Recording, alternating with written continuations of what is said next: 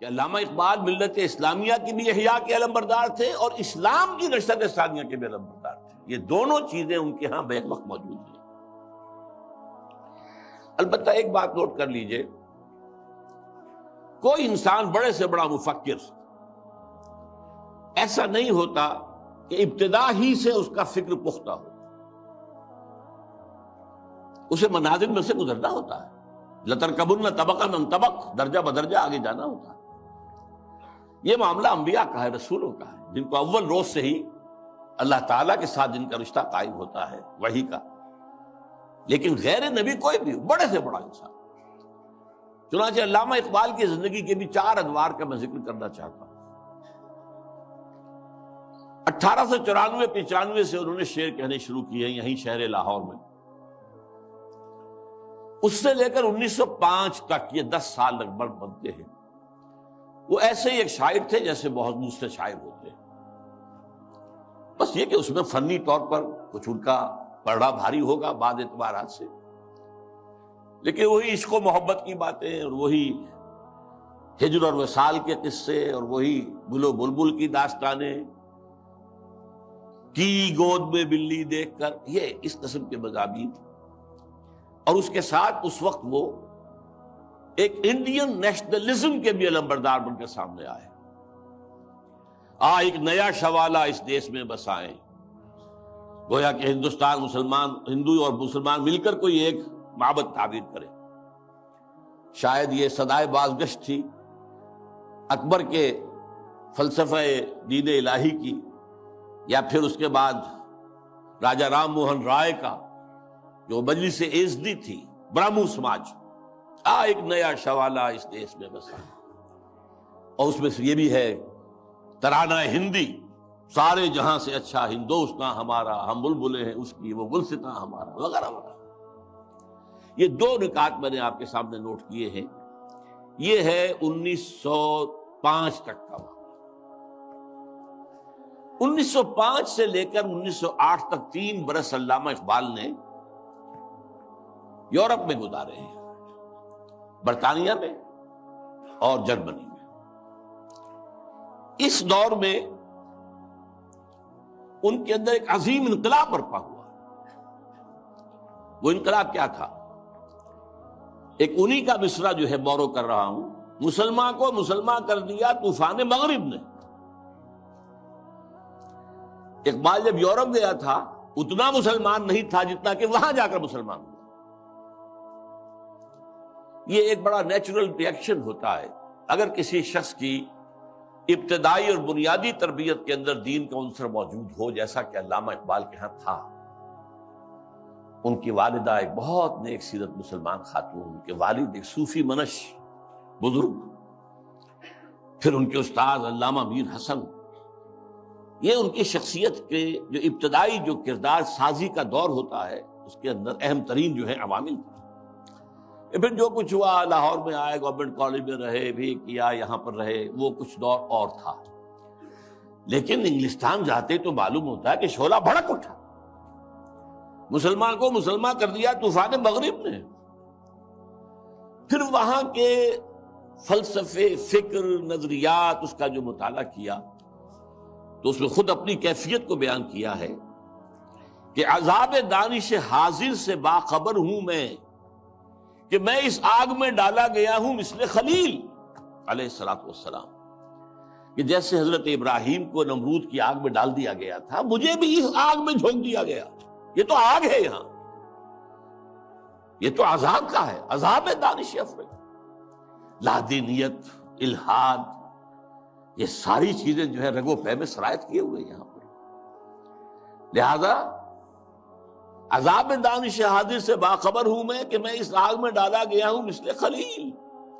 اللہ نے حضرت ابراہیم کو بھی وہاں سے زندہ و سلامت نکال لیا تھا. علامہ اقبال بھی وہاں سے جب آئے ہیں تو ایک مومن کا ذہن اور فکر لے کر آئے ہیں، مومن کا دل لے کر آئے. اس وقت کی ان کی جو ایکویٹی آف ویژن تھی اس کا اندازہ کیجئے. 1905 سے 8 تک کے حالات، اور انہوں نے مشاہدہ کر لیا تھا کہ فرنگ کی رگے جہاں پنجے یہود میں، اور بھی بہت لوگ جاتے آتے تھے، انگلستان جاتے تھے، کسی نے دیکھا کہ دیکھنے والوں ہی کو دکھائی دیتا ہے، صاحب بصیرت لوگوں ہی کو. تو علامہ اقبال بہت بڑے سیر تھے، دیکھنے والے تھے. ایک تو حال کا مشاہدہ گہرا، اور ایک مستقبل کے بارے میں بھی. ان کی نگاہیں بہت تیز تھی. گاہ میری نگاہ تیز چیر گئی دل وجود. اس کے بعد سن 8 سے 1938 تک 30 برس. اب یہ ہے ان کا وہ دور جس میں اگرچہ انہوں نے شاعری کو جاری رکھا ہے، شاعری کی ہے، لیکن ساتھ ہی یہ بھی کہا ہے مرا یاراں غزل خانے شمردند، مجھے خامخواہ لوگوں نے شاعر سمجھ لیا ہے، غزل خاں سمجھ لیا ہے. اور شکوہ کیا ہے کہ ہر کسے از ظن خود شد یاد من وز درون من نجست اسرار من. میرے بہت سے دوست بنے ہوئے ہیں، عقیدت مند ہیں، آتے ہیں، سب کچھ ہے، لیکن کوئی میرے اندر جھانک کر نہیں دیکھتا کہ اس کے اندر ہے کیا. وہ کیا چیز ہے جو مجھے بے چین کیے ہوئے، اس سے کسی کو دلچسپی ہی نہیں ہے. یہ جو دور ہے 30 برس کا، میرے نزدیک اس میں اقبال کی سب سے بڑی حیثیت یہ ہے کہ وہ قرآن مجید کا اس دور کا سب سے بڑا شارح ہے. میں لفظ تفسیر استعمال نہیں کر رہا، وہ ایک ٹیکنیکل ٹرم ہو جائے گی. شارح اقبال قرآن، اور ساتھ ہی سب سے بڑا داعی ہے. میرے علم میں نہیں ہے کہ کسی اور شخص نے اس شد و مت کے ساتھ مسلمانوں کو قرآن کی طرف دعوت دی ہو کہ لوٹو قرآن کی طرف. سادہ ترین الفاظ میں، وہ زمانے میں معزز تھے مسلمان ہو کر اور تم خار ہوئے تاریک قرآن ہو کر. اے چو شبنم برزمی افتندئی در بغل داری کتاب زندئی. اے وہ قوم جو شبنم کی طرح زمین پر پڑی ہوئی ہے اور لوگ اسے اپنے قدموں سے توڑ رہے ہیں، پامال کر رہے ہیں، ہوش میں آ، تیرے پاس وہ کتاب زندہ موجود ہے. جیسے حضرت موسیٰ علیہ السلام کے پاس بھی عصا تو تھا، لیکن جب دربار میں جب وہ مقابلہ ہو رہا تھا اور جادوگروں نے اپنی رسیاں پھینکی، وہ بھی سانپ بن گئے، تو حضرت موسیٰ کے دل میں بھی خوف آ گیا. فَأَوْجَسَ فِي نَفْسِهِ خِیفَةً مُوسیٰ. یہ بربنائے طبع بشری ہے. اس طرح کی چیز کا معاملہ انبیاء کی عصمت کے منافی نہیں ہے. بربنائے طبع بشری کہ میرا معجزہ بھی تو یہی تھا نا جو اللہ نے دیا تھا، کہ میرا عصا جو ہے وہ اژدہا بن گیا، یہ تو انہوں نے سانپ بنا دیے. اب کیا ہوگا؟ تالی پٹ جائے گی. اب تو مجمع خود کہا تھا کہ جمع کرو لوگوں کو. اس وقت اللہ نے فرمایا جو تیرے ہاتھ میں اسے پھینکو، ذرا ڈالو تو صحیح، دیکھو تو صحیح، ڈرو نہیں. وہ جب ڈالا ہے اور اس نے وہ سارے ہڑپ کر لیے، اس جو بنا وہ اژدہا، وہ جو جتنی بھی بنی تھی وہ بظاہری وہ سانپ، وہ سب کے ساتھ ہڑپ کے اب سجدے میں گر پڑے ساجدوں کر، القی السحرۃ ساجدین. اسی طرح یہ امت آج اگرچہ موجود ہے، عصائے موسوی بغل میں ہے، سانپوں سے ڈر رہے ہیں. در بغل داری کتاب زندئی، اے تو شبنم بر زمیں افتندئی. میں تفصیل میں نہیں جا سکتا، میری ایک کتاب ہے علامہ اقبال، اور اس میں نے تفصیل سے علامہ اقبال کے شارح قرآن ہونے کے اعتبار سے میں نے انہیں رومی ثانی قرار دیا. رومی کے بارے میں حضرت جامی رحمہ اللہ نے جو اشعار کہے تھے، مثنوی مولوی معنوی ہست قرآن در زبان پہلوی. یہ جو مولوی معنی، مولوی روم، ان کی جو مثنوی ہے، یہ فارسی زبان میں، پہلوی زبان میں قرآن ہی ہے، قرآن ہی کے مفاہیم ہیں، قرآن ہی کے مقاصد ہیں، قرآن ہی کا فکر ہے، قرآن ہی کا فلسفہ ہے جو بیان کیا گیا. منچ گویم وصف عالی جناب نیست پیغمبر ولیکن دارت کتاب. میں کیا کچھ وصف بیان کروں مولانا روم کا، وہ پیغمبر تو نہیں تھے لیکن کتاب ان کے پاس تھی. کتاب جو ہے مثنوی مولوی مان. بالکل یہی بات جامی ہی کے طرح کے بہت بڑے شاعر تھے، جالندھر کے گرامی، اور انہوں نے یہ بات کہی تھی، در دیدہ مانی نگراں حضرت اقبال، پیغمبر یہ کر دو پیغمبر نہ شد. جو لوگ معنی پر نگاہ رکھتے ہیں، جو لوگ صرف الفاظ کو نہیں دیکھتے، گہرائی میں جاتے ہیں، ان کے نزدیک تو حضرت اقبال کا معاملہ یہ ہے انہوں نے پیغمبری کی ہے، اگرچہ انہیں پیغمبر نہیں کہہ سکتے، معاذ اللہ ثم معاذ اللہ ثم معاذ اللہ۔ بہرحال یہ میرے نزدیک 1908 کے بعد سے لے کر ملت کے احیاء کا نعرہ، ملت کے احیاء کی نوید جاں فضا، اسلام کے نشت ثانیہ کے دور کے آغاز کی بشارتیں بھی سنائیں، اور اس کے لیے ایک فکری مواد پیدا کیا، مغربی فکر پر تنقید کی، زوردار تنقید کی، ان کی سیاست پر تنقید کی۔ انسانی حاکمیت کہاں سے لے آئے ہو؟ سروری زیبا فقط اس ذات بے ہمتا کو ہے، حکمراں ہے ایک وہی باقی بتان آزری۔ حاکمیت تو صرف اللہ کو ہے، کسی کو یہ حق حاصل نہیں۔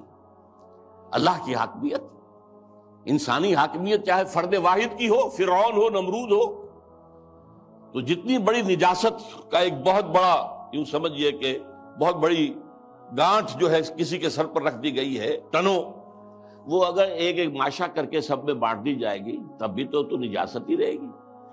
انسانی حاکمیت کا تصور جو ہے وہ نجاست ہے، وہ کفر ہے، وہ شرک ہے۔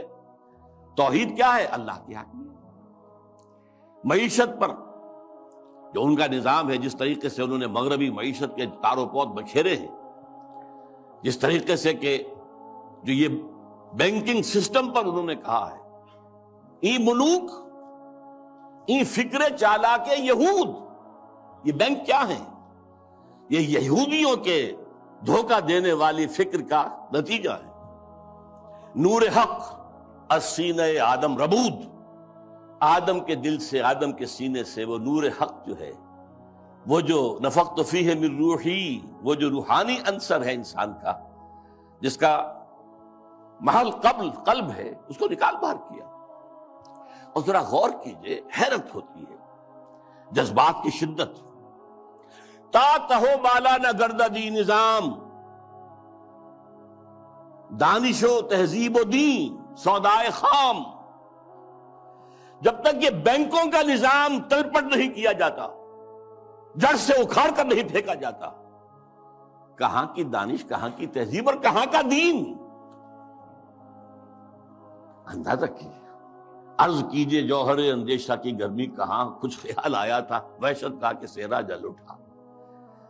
پھر وطنیت، نیشن سٹیٹ کا تصور، ان تازہ خداؤں میں بڑا سب سے وطن ہے۔ اس دور میں میں اور ہے، جام اور ہے، جم اور، ساقی نے بنا کی روش لطف و ستم اور، مسلم نے بھی تعمیر کیا اپنا حرم اور، تہذیب کے آذر نے ترشوائے صنم اور، نئے نئے بت۔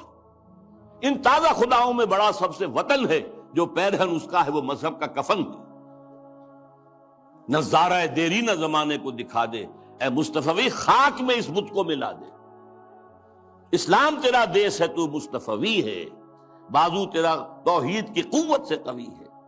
اب یہ تصورات سے اندازہ کیجیے، یہ کوئی شاعری کے مضامین ہے؟ یہ وصل و ہجر کی باتیں ہو رہی ہے؟ کیا ہو رہا ہے؟ یا محبوب کے لب لعلین کی کا کوئی تذکرہ ہو رہا ہے، یا اس کے وہ گیسوؤں کی کوئی، تو نہیں، تو بات ہی کچھ اور ہے، یہ شاعری تو نہیں۔ نغمہ کجا و من کجا، ساز سخن بہانہ ایست، سوئے قطار می کشم ناقہ بے زمام را۔ یہ امت جو بکھر گئی ہے، یہ لوگ، فکری انتشار ہے، عملی انتشار ہے، فقہی انتشار ہے، نہ معلوم کیسے کیسے انتشار ہیں، انہیں سب کو پھر ایک لائن میں لا کر، ایک قطار میں لا کر، ایک قافلے کی شکل دینا چاہتا ہوں۔ اس کے لیے میں نے اس شاعری کو اپنا ذریعہ بنایا ہے۔